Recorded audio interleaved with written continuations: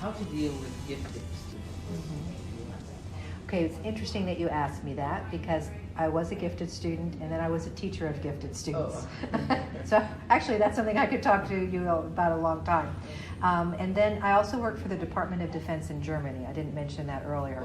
But when I worked at the Department of Defense Germany, I specifically worked with gifted programs. And what I did was I coordinated gifted programs in an elementary school, middle school, high school. So I went from school to school.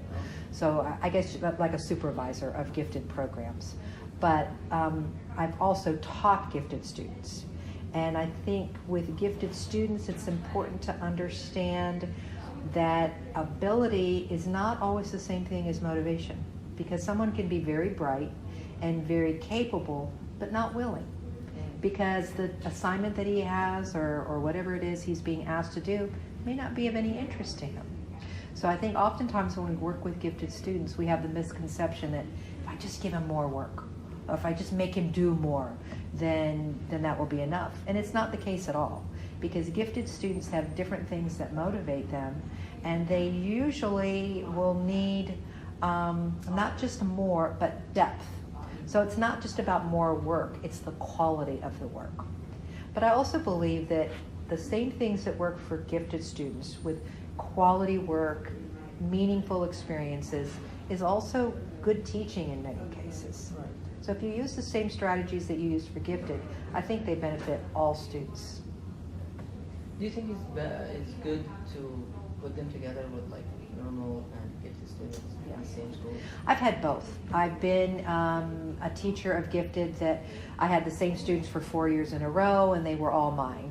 And then I've also had situations where students just came, maybe every now and then. So I've seen both models work. I see the benefits of both.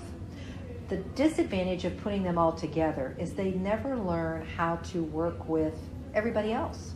And it's when you have a high IQ, when you're identified as gifted, you don't see things in the same way that other people do. You don't respond in the same way. So if you are constantly with the same people and they are the same mindset that you are, you will have a very difficult time working with average people.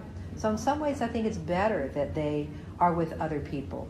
Having said that, there's also something to be said for their having someone to guide them who understands their thinking processes.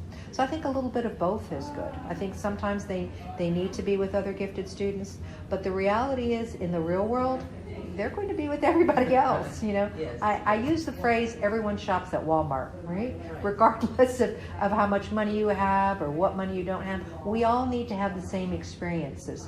So if gifted students don't learn how to interact with average people, they'll never be successful